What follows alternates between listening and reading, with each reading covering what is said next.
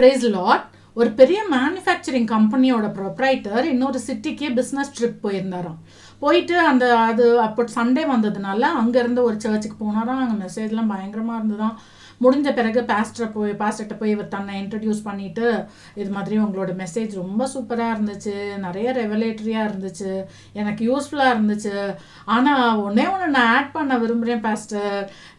என் கம்பெனியில் உங்களை மாதிரி ஒரு பர்சன் வந்தாங்கன்னா நான் கண்டிப்பாக ஒர்க்குக்கு எடுக்க மாட்டேன். ஏன்னா நெகோசியேஷன்லாம் முடிஞ்ச பிறகு கண்டிப்பாக நாங்கள் ப்ரப்போசலில் சைன் வாங்காமல் கீழே ஒரு டாட்டட் லைன் இருக்கும், அதில் நீ அக்செப்ட் பண்ணுறியா ரிஜெக்ட் பண்ணுறியான்னு சொல்லி நாங்கள் கேட்காம உங்களை அனுப்பவே மாட்டோம், அதை நீங்கள் மிஸ் பண்ணுறீங்க அப்படின்னு சொல்லி சொன்னாராம்.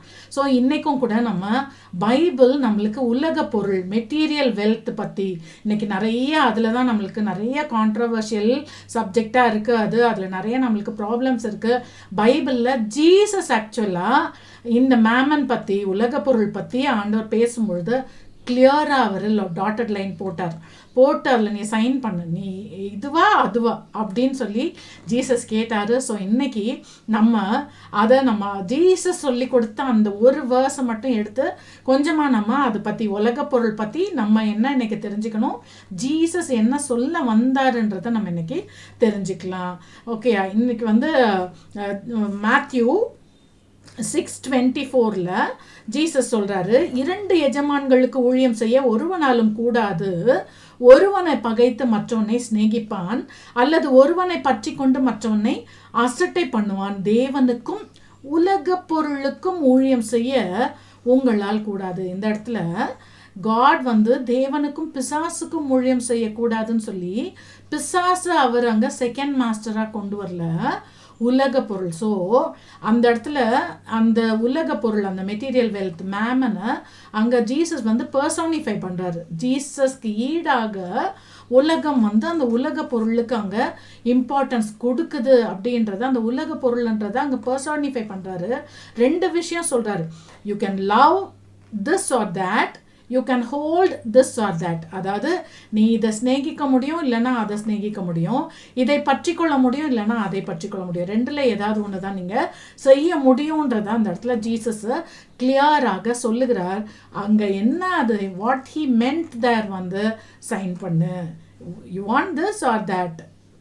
உனக்கு அந்த என்ன அதுக்காக உலகத்தில் எப்படிங்க உலக பொருள் இல்லாமல் நான் வாழ்கிறதுன்னு நீங்கள் கேட்காதீங்க.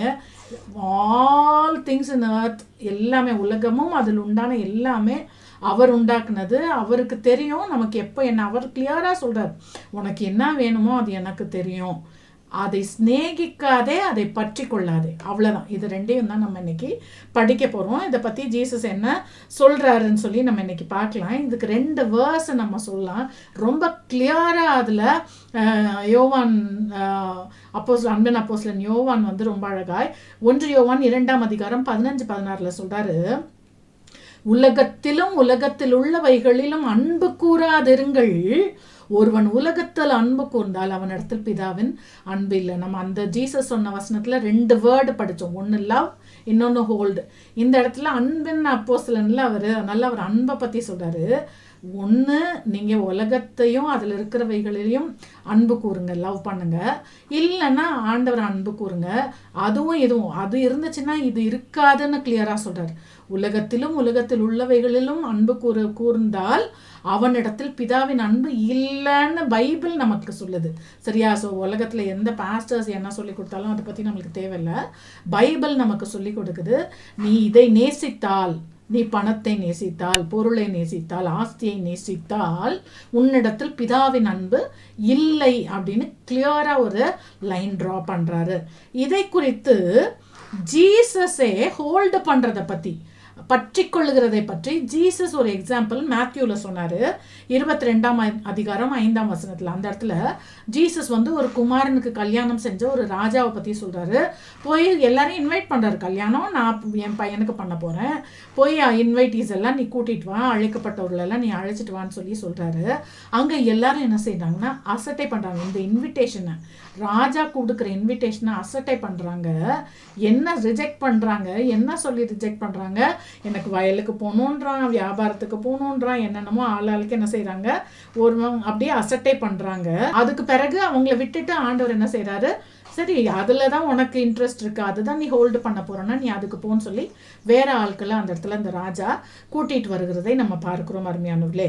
ஸோ இந்த இடத்துல ஒன்று நீ உலகத்தை ஹோல்டு பண்ணனா ராஜாவை அசட்டை பண்ணுவ, இல்லை ராஜாவை ஹோல்டு பண்ணனா நீ உலகத்தை அசட்டை பண்ணிட்டு வரணும். அதுக்காக உலகத்தில் வேலை பார்க்கக்கூடாது, பணம் சம்பாதிக்கக்கூடாதுன்னு சொல்ல.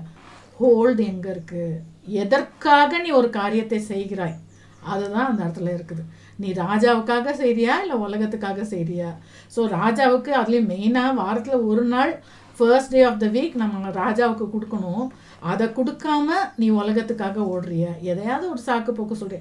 நிறைய பேர் நல்லா தான் வந்துட்டு இருப்பாங்க, ஆனால் வீட்டில் ஒரு கெஸ்ட் வர்ற அன்னைக்கு அவங்களுக்கு தெரியும் அது உலகமா ராஜாவான்றது அன்னைக்கு தெரியும். இல்லை அன்னைக்கு ஒரு பிஸ்னஸ் டீல் இருக்குன்னா அன்னைக்கு தெரியும் உலகமா ராஜாவா. இதெல்லாம் தான். So you can either love the world or Jesus, you can either hold the world or Jesus. ரெண்டில் ஏதாவது ஒன்று நாம் செய்ய முடியுன்றதை இந்த இடத்துல கிளியராக ஆண்டவர் லைன் போடுறாரு. ஸோ உடனே ஜம்ப் பண்ணிடாதீங்க ஒரு கன்க்ளூஷனுக்கு, அவ்வளோதான் உலக பொருள் வேண்டாம் அப்படிலாம் இல்லை. ஆண்டவருக்கு தெரியும் எப்போ தேவை என்ன தேவைன்னு தெரியும்.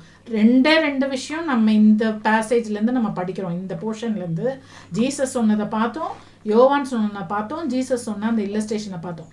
ரெண்டு விஷயம் இதில் படிக்கிறோம். உலகத்தில் அன்பு கூறாதே, உலகத்தை பற்றி கொள்ளாதே. இது ரெண்டும் தான் சரியா? ஸோ இந்த ரெண்டு காரியம் தான் நம்ம படிச்சிருக்கோம். அடுத்த போர்ஷன் நம்ம பாருவோம். இதில் என்னன்னா நம்ம இந்த இடத்துல தேவனுக்கும் உலக பொருளுக்கும்னு சொல்லி அங்கே தேவனையும் உலக பொருளையும் ஆண்டவர் அந்த இடத்துல வச்சுட்டு இது ஏதாவது ஒன்றை நீ சூஸ் பண்ணுன்னு சொல்லி அங்கே சொல்லுகிறார். இதில் என்னன்னா நம்ம பார்த்தோம் உலக பொருள் அங்கே பர்சானிஃபை பண்ணப்பட்டிருக்குன்னு பார்த்தோம். இப்போ நம்ம பார்க்க போகிற பேசேஜில் அந்த உலக பொருள் வந்து ஒரு பர்சன் கிடையாதுல்ல, ஆனால் பிஹைண்ட் தட் வேர்ல்ட்லி மெட்டீரியல் ஒருத்தன் ஒளிஞ்சிட்ருக்கான்றதை நம்ம இன்னைக்கு பார்க்க போகிறோம் சரியா? மத்தேயு 4ஆம் அதிகாரம் 8-10 வரைக்கும் பார்க்குறோம். ஜீசஸை பிசாசு என்ன செய்தான், ஒரு உயர்ந்த மலைக்கு மிகவும் உயரமான ஒரு மலையின் மேல் கொண்டு போய் உலகத்தின் சகல ராஜ்யங்களும் அவைகளின் மகிமையும் அவருக்கு காண்பித்து, நீ சாஷ்டாங்கமாய் விழுந்து என்னை பணிந்து கொண்டால் இவைகளெல்லாம் நமக்கு தருவேன். என்ன பாருங்களேன், உலகத்தையும் அதன் ராஜ்யத்தையும் அதன் மகிமையும் உலக பொருள் எல்லாத்தையும் காமிச்சு நீங்கள் என்னை பணிந்து கொண்டால் நான் இதை உங்களுக்கு தருவேன். ஸோ உலக பொருளுக்கு பின்னாடி யார் இருக்கா? கண்டிப்பாக அங்கே பிசாசு தன்னை மறைத்து கொண்டிருக்கிறான். அவன் வந்து பிசாசு நமக்கு ஜீசஸா சேட்டனான்னு கேட்டால் கிளியராக ஐயோ எனக்கு ஜீசஸ் தான் சொல்லி நம்ம சூஸ் பண்ணிடுவோம். ஆனால் ஜீசஸா வேர்ல்ட்லி மெட்டீரியலான்னு கேட்டால் கண்டிப்பாக எல்லாருமே என்ன செய்கிறோம், தடுமாறுகிறோம். இல்லை அந்த வேர்ல்ட்லி மெட்டீரியலுக்கு பின்னாடி நல்லா புரிஞ்சுக்கோங்க, தட் இஸ் குட். ஆண்டவர் உலகத்தில் உள்ள ஒவ்வொன்றையும் சிருஷ்டித்தப்போ அது நல்லதுன்னு தான் அவர் கண்டார். ஆதாமையும் ஏவாளையும் ஒரு ஏதேன் தோட்டத்தில் வச்சார். அங்கே பொண்ணு விளைஞ்சது, கற்கள் விளைந்தது, விலையேற பெற்ற கற்கள் அங்கே அந்த இடத்துல இருக்க தான் செஞ்சிச்சு. That is not bad. ஆனால் நீ ஹோல்டு பண்ணுறியா, அதை லவ் பண்ணுறியான்றது தான் இந்த இடத்துல மேட்டரு. ஸோ இதில் என்ன நம்ம படிக்கணும்னா அதை நம்ம இடத்துல காண்பித்து சாய்ஸை வந்து அவன் எடுக்கிறான். நீ ஜீசஸே கூப்பிட்டவன் நம்மளை எப்படி கூப்பிடாம இருப்பான் யோசிச்சு பாருங்களேன். ஸோ உலகத்தை காண்பித்து உலக பொருளை காண்பித்து அதுக்கு என்ன சொல்கிறது, இதை விட்டுட்டு நீ இங்கே வான்றதை இன்டைரக்டாக அங்கே சொல்கிறான். அதுக்கு இன்னொரு எக்ஸாம்பிள் வந்து நம்ம ஈடன் கார்டனில் ஏதேன் தோட்டத்தில் நல்லா கவனிங்க. அந்த ஏவாள் கிட்ட சர்ப்பம் போய் என்ன சொல்கிறான், நீ அந்த கனியை பூசி. அப்போ அவனோட அந்த பர்பஸ் என்னவா இருந்துச்சு, பிசாசோட பர்பஸு அந்த கனியை காண்பித்து ஏவாளை தேவனிடத்துலேருந்து பிரிக்கிறதா இருந்துச்சு. ஸோ இவனோட காரியத்தை அங்கே செய்ய வச்சு ஏவாளை தேவனிடத்துலேருந்து பிரிக்கிற அந்த இடத்துல யோசிச்சு பாருங்களேன். அங்கே டைரெக்டாக டீல் பண்ணல, நீ உனக்கு ஜீசஸ் வேணுமா காட் வேணுமா நான் வேணுமான்னு பிசாசு போய் கேட்கல. அந்த தனக்கு முன்னாடி அந்த பிசாசு தனக்கு முன்னாடி என்ன செய்தான், விலக்கப்பட்ட அந்த ஃபார்பிடன் ஃப்ரூட்டை அந்த இடத்துல அவன் அங்கே வைத்தான்னு சொல்லி பார்க்கணும். So behind every worldly material பிசாசு ஒளிந்திருக்கிறான். தேவனே கொடுக்குற ஆசீர்வாதம், அதனால தான் அவர் கொடுக்குற ஆசீர்வாதத்தில் வேதனை இருக்காது. கண்டிப்பாக அவர் நம்மை ஆசீர்வதிப்பார், நமக்கு தேவையானதெல்லாம் கொடுப்பாரு. ஆனால் அதை நம்ம நேசிக்க வேண்டாம், பற்றி கொள்ள வேண்டான்றதான் நம்ம இன்னைக்கு பார்க்குறோம். நாபோத்தோட தோட்டத்திற்கு பின்னாடி, அந்த தோட்டத்திற்கு பின்னாடி ஆகாப் ஏசபேல் என்றவங்களுடைய பேராசை இருந்தது. சரியா? அந்த தோட்டம் அதாவது அவன் அவ்வளோ அதை ப்ரெஷியஸாக அவனுக்கு இருந்தது அது மட்டும்தான், அவனுடைய திராட்சை தோட்டம். இவங்க ராஜா, அந்த தேசமே அவங்களோடது தான், பேராசை. ஸோ அது மாதிரி உரியாவின் மனைவி ஆகிய அந்த பத்சேபாலுக்கு பின்னாடி தாவீதுடைய மாம்ச இச்சை இருந்துச்சு. சரியா? ஸோ உலக பொருள் ஒவ்வொன்றுக்கும் பின்னாடி ஒரு பிசாசும் அவனுடைய கிரியைகளும் ஒளிந்து கொண்டிருக்கிறது என்று சொல்லி நம்ம பார்க்கிறோம். ஸோ தேவன் கொடுக்காத ஒன்றின் மேல் எனக்கென்று பிறருடைய பொருளை இச்சியாதிருப்பாயாக. ஸோ எனக்குன்னு இல்லாத ஒன்று மேலே எனக்கு என்ன செய்யக்கூடாது, ஆசை வரக்கூடாது, அது மேலே என்னுடைய ஸ்நேகம் போகக்கூடாது, அதை நான் பற்றி கொண்டு இருக்கக்கூடாது. அருமையான வாலிப தம்பி, வாலிப தங்கச்சி, யாரை பற்றி கொண்டிருக்கிற, அதுக்கு பின்னாடி என்ன ஒளிஞ்சிட்ருக்கு, கேர்ஃபுல்லாக இருங்க. அருமையான தேவனுடைய ஜனமே, எல்லாவற்றையும் குறித்து நம்ம உலக பொருளை குறித்து கேர்ஃபுல்லாக இருக்கணும். அதை ஹேண்டில் பண்ணுற ஞானம் நமக்கு வேணும். தேவன் தான் தர்றாரு, அதை அவர் தர்றது மட்டும் எனக்கு போதும்னு தயவு செய்து சொல்லணும். போதுமென்ற மனதுடனே கூடிய தேவ பக்தி மிகுந்த ஆதாயம் இல்லை, பிலிப்பியர் 4ஆம் அதிகாரத்தில் நம்ம பார்க்கிறோம்.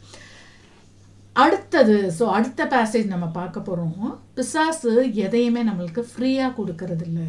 எதையுமே ஃப்ரீயாக அவன் ஒரு நாளும் நமக்கு ஆசையை காட்டுவான். இப்போ ஏவாள்கிட்ட ஆசையை காண்பித்தான்ல, அங்கே என்னத்தை அவன் எடுத்துக்கொண்டான், தேவன் மனுஷனை சிருஷ்டித்து மனுஷனுக்கு தான் என்ன செஞ்சார், பூமியை கீழ்ப்படுத்தி ஆண்டு கொள்ளுங்கள் அப்படின்னு சொல்லி மனுஷனுக்கு ஆளுகையையும் அதிகாரத்தையும் கொடுத்திருந்தாரு. ஸோ அந்த ஏவாள்கிட்ட அந்த கனியை காண்பித்து அந்த ஆளுகையை அவன் எடுத்துக்கணும். அவனோட பர்பஸே அங்கே அதை தான் இருந்துச்சு. வா வா வா, ஒன்றும் இல்லை, சும்மா இதுதான் வா, இந்த சும்மா ஒரு பழம்தான், இது நீ சாப்பிட்டு பாரு, உன் கண்ணை திறந்துடும், அப்படி ஆகிடும் இப்படி ஆகிடும். கடைசியில் அங்கே என்ன செஞ்சுட்டான், மனுஷர் இடத்துல இருந்தான். அதனால தான் இன்னைக்கு இப்பிரபஞ்சத்தின் தேவன் அவனுக்கு பேர் வந்துச்சு. ஆக்சுவலாக நம்மளை தான் ஆண்டவர் தேவர்கள் என்று இந்த பூமியை ஆண்டு கொள்கிறதற்காக ஆண்டவர் நம்மளை தான் சிருஷ்டித்தார். ஆனால் அதை ஈஸியாக மனுஷனுடைய கீழ்ப்படியாமை நிமித்தமாய் மனுஷனிடத்துலேருந்து அவன் பறித்து கொண்டான் என்று சொல்லி பார்க்கிறோம். இன்றைக்கும் தேவன் நமக்கு கொடுத்துருக்கிற பொறுப்புகளை குறித்து கேர்ஃபுல்லாக இருக்கணும். அவன் நம்மளுக்கு சின்ன ஒரு டிஸ்ஒபீடியன்ஸு, சின்ன ஒரு மீறுதல் நிமித்தமாய் நமக்கு கொடுக்கப்பட்டது அவன் கண்டிப்பாக நம்ம ஒரு தப்பு செய்கிறோம், தேவனுடைய வார்த்தையை மீறி நடக்கிறோம், உலகத்திற்காக, உலக பொருளுக்காக, ஒரு இச்சைக்காக அந்த காரியங்களை நம்ம செய்யும் பொழுது ஆட்டோமேட்டிக்காக நம்மகிட்ட இருக்கிற எதையோ ஒன்று அவன் அங்கே எடுக்கிறான். இன் எக்ஸ்சேஞ்சு தான் அவன் அதை கொடுப்பானே ஒழிய கண்டிப்பாக ஃப்ரீயாக அவனை கொடுக்கவே மாட்டான். அருமையான தேவனுடைய ஜனமே, ஜீசஸை அவன் அந்த மத்தேயு 4ஆம் அதிகாரம் 8-10 உயர்ந்த மலைக்கு கொண்டு போய் அங்கே என்ன சொல்கிறான், என்னை பணிந்து கொள்ளுங்க, இதெல்லாம் நான் தரேன். எக்ஸ்சேஞ்ச் என்ன கேட்குறான் பாருங்களேன்.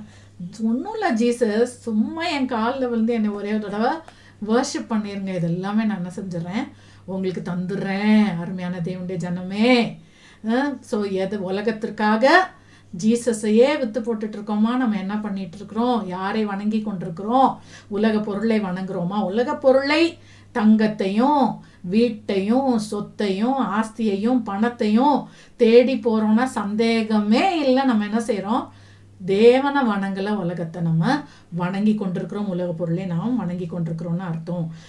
தெளிலாளுக்காக, ஒரு தெளிலாளுடைய மடியிலே படுத்தது நிமித்தமாய் தெளிலாளை தேடி போய் தன்னுடைய பரிசுத்தையும் தன்னுடைய அபிஷேகத்தையும் எக்ஸ்சேஞ்ச் எங்கே என்ன நடக்குது பாருங்க, ஒரு வேசிக்காக தன்னுடைய பரிசுத்தையும் தன்னுடைய அபிஷேகத்தையும் விற்று போட்ட சிம்சோனை குறித்து நம்ம பார்க்கிறோம். கிளாசிக்கான ஒரு எக்ஸாம்பிள் இது. கிளியரா எக்ஸ்சேஞ்ச் தான் அப்படின்றதுக்கு கிளியராக ஒரு எக்ஸாம்பிள் பைபிளில் லூக்கா 22:2-5 வரைக்கும் பார்க்குறோம். ஜீசஸ் மேலே பொறாமை கொண்டு பிரதான ஆசாரியர், லேவியர்லாம் இவங்க என்ன வேத பாரகர்லாம் உட்காந்து கொலை செய்யும்படி ஜீசஸை எப்படியாவது கொன்றணும்னு சொல்லி அவங்க அங்கே ஆலோசனை பண்ணிட்டு இருக்கிறாங்க. ஆனால் இதை எப்படி செய்யலாம்னு சொல்லி அவங்க வகை தேடி கொண்டிருக்கிறாங்க. நல்லா கவனிங்க, இவங்க இங்கே பிளான் பண்ணுறாங்க. அடுத்த வசனம் சொல்லுது, அப்பொழுது யூதாசுக்குள் சாத்தான் புகுந்தான். இவங்களுடைய பிளான் இங்கே, அங்கே யூதாசுக்குள்ளார சாத்தான் புகுந்தான் என்று சொல்லி நம்ம பார்க்குறோம். அவரை காட்டி கொடுக்கும்படி அவங்க அங்கே பணத்தை கொடுக்க உடன்பட்டார்கள். அதை கிளியராக இன்னொரு வசனம் மத்தேயு 26:15 பார்க்குறோம். இங்கே பேசுகிறான், அவன் பேரம் பேசுகிறான். நான் அவரை உங்களுக்கு காட்டி கொடுக்கிறேன், நீங்கள் எனக்கு என்ன கொடுக்கிறீர்கள் என்றான். அவர்கள் அவனுக்கு 30 வெள்ளிக்காசு கொடுக்க உடன்பட்டார்கள். யோசிச்சு பாருங்களா. இன்னைக்கு நான் இன்னைக்கு உனக்கு ஜெபம் பண்ணுறேன், நான் உனக்கு சுகத்தை தரேன், நீ எனக்கு என்ன தர, எவ்வளோ தர? இல்லை, நான் உனக்கு பிரசங்கம் பண்ணுறேன், நீ எனக்கு என்ன தர? நான் உனக்கு ஊழியம் செய்கிறேன், நீ எனக்கு என்ன தர? யாரை விற்று கொண்டு இருக்கிறோம் அருமையான தேவனுடைய ஜனமே? யாரை விற்று கொண்டு இருக்கிறோம் அருமையான தேவனுடைய ஜனமே? ரொம்ப நம்ம கேர்ஃபுல்லாக இருக்கணும். அடுத்தது கடைசியாக பிலேமோன் 1:24 தேமா ஒருவனை குறித்து பார்க்கிறோம். தேமா யாருன்னா பவுலுடைய உடன் ஊழியக்காரன்னு சொல்லி அந்த பிலேமோன் 1:24 நம்ம பார்க்கிறோம். பவுலோட கூட இருந்து அவரோட உடன் ஊழியம் செய்து அந்த தேமா என்ன செய்கிறார்?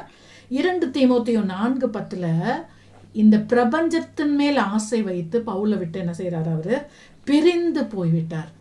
ஸோ ஒன்று பிரபஞ்சத்தை தேடி போக முடியும், இல்லைன்னா தேவனை சேவிக்க முடியும். 2ல் 1 தான் செய்ய முடியும். ஸோ அவனுக்கு அது இன்னும் ப்ரையாரிட்டி ஜாஸ்தி இருந்துச்சு, அதனால் அதை விட்டுட்டு இதாவது அவனை விட்டுட்டு போனோம். இல்லை, நிறைய பேர் நம்ம என்ன செய்கிறோம்? ஆண்டவர்னு சொல்லி அவர் பேரே சொல்லி கொண்டு உள்ளே உட்காந்துக்கிட்டே ஒரு வேளை கள்ளர் குகை ஆக்கி கொண்டிருக்கிறோமா, வியாபார ஸ்தலமாய் ஆக்கி கொண்டிருக்கிறோமா? தொடர்ந்து நம்ம இதை குறித்து பார்க்கலாம். தயவுசெய்து உடனே மெட்டீரியல் வெல்த் தப்பு, அது பாவம், அது நம்மளுக்கு இருக்கக்கூடாது, அப்படி ஒரு கன்க்ளூஷனுக்கு வந்துட வேண்டாம். தொடர்ந்து ஃபினான்ஸ் பற்றி, ஏன்னா இது ஆக்சுவலாக எனக்கே இது தேவையான ஒரு சப்ஜெக்ட், ரொம்ப தேவையான ஒரு சப்ஜெக்ட். ஸோ இதை நான் படிக்க ஆரம்பித்திருக்கிறேன். தொடர்ந்து உங்களோட கூட சேர்ந்து நானும் படிக்கலான்னு சொல்லி நான் விரும்புகிறேன் அருமையான தேவனுடைய ஜனமே. ஸோ இன்னைக்கு உலக பொருளுக்காக பிசாசை வணங்குறியா? அவ்வளோதான். ஒன்று ஆண்டவர், இல்லாட்டி உலக பொருள், ஏதாவது ஒன்று. இப்போ யாரை வணங்கி கொண்டிருக்கிறாய்? எதை உனக்கு முதல் பொருளாய் வைக்கிறையோ, எந்திரிச்ச உடனே எதை தேடுறியோ, வாரத்தில் அது முதல் நாள் எதை தேடுறியோ அதுதான் உன்னுடைய தேவன். ஸோ எதை தேடி கொண்டிருக்கிறாய்? 2வது, அங்கே ஏதேன் தோட்டத்தில் அந்த சாப்பாட்டுக்காக, ஒரே ஒரு பழத்துக்காக கீழ்ப்படியாமல் பிசாசுடைய பேச்சை கேட்குறான்.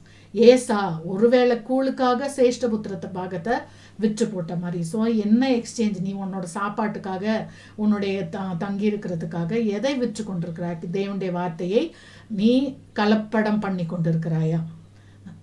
அது நடக்குது உலகத்தில். அதனால தான் நம்ம கடைசி நாளில் கள்ள போதகர்களுக்கும் கள்ள உபதேசிகளுக்கும் நம்ம எச்சரிக்கையாக, கர்த்தருடைய வார்த்தையை எப்படி வேணால் பேசலாம் அவங்களுக்கு சாதகமாக.